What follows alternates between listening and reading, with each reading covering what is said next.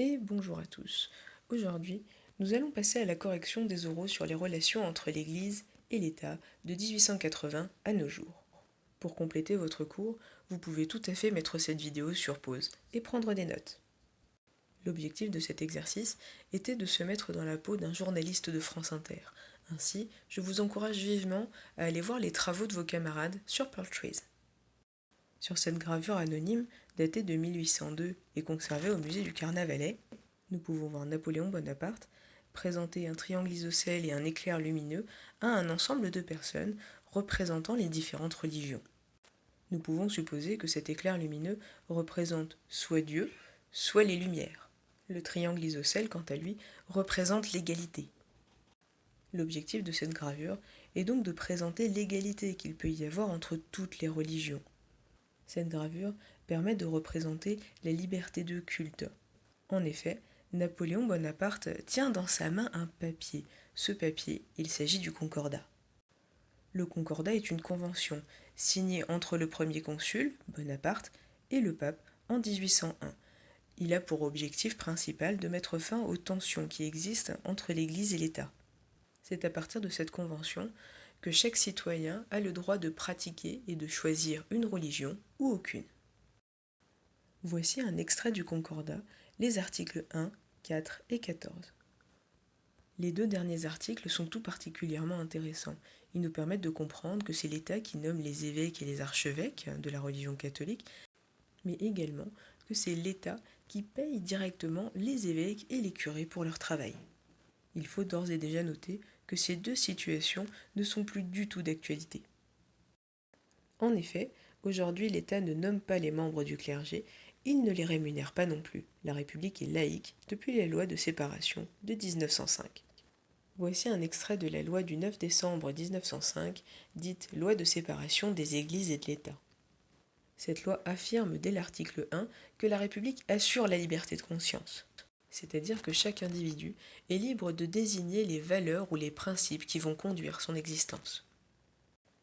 De plus, cette loi affirme que la République ne reconnaît, ne salarie ni ne subventionne aucun culte. C'est-à-dire qu'à partir de ce moment-là, le traitement des prêtres, rabbins et pasteurs ne sera plus versé directement par l'État. L'article 11 nous permet de voir qu'il y a véritablement une volonté de transition, on peut supposer, afin de ne pas heurter directement l'Église. L'article 28 interdit quant à lui tout signe ou emblème religieux sur les monuments publics. Ainsi, nous pouvons comprendre qu'il n'y a plus de religion officielle, comme ce qu'avait pu dire Napoléon Bonaparte, notamment lors du Concordat, en affirmant que la religion catholique était la principale religion des Français. Seulement, le passage de cette loi du 9 décembre 1905 ne s'est pas fait sans heurts.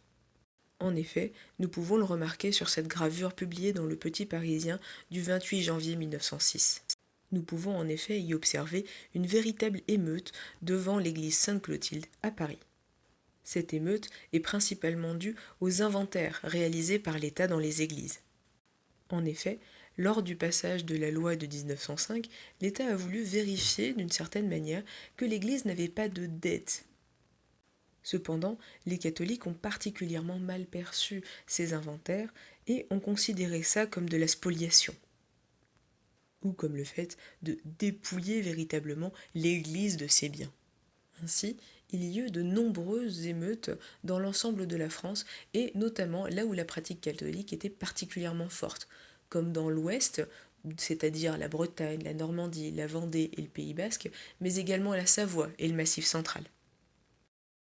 Il est intéressant de noter, notamment à travers le témoignage du pasteur protestant à Lafond, que ces inventaires n'ont pas été particulièrement mal pris, ni par les juifs, ni par les protestants.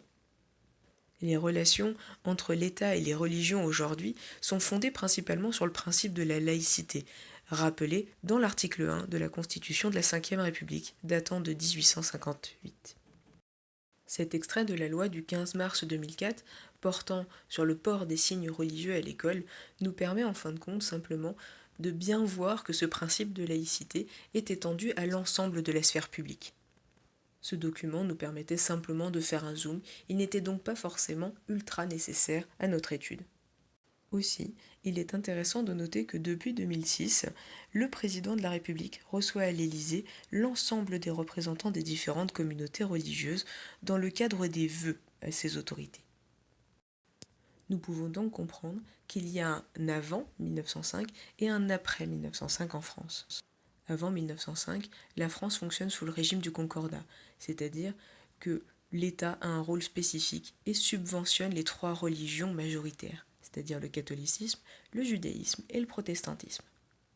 Alors qu'après 1905, la loi garantit la liberté de conscience et le libre exercice des cultes, mais également l'État ne subventionne plus aucun culte ni ne reconnaît aucun culte officiel.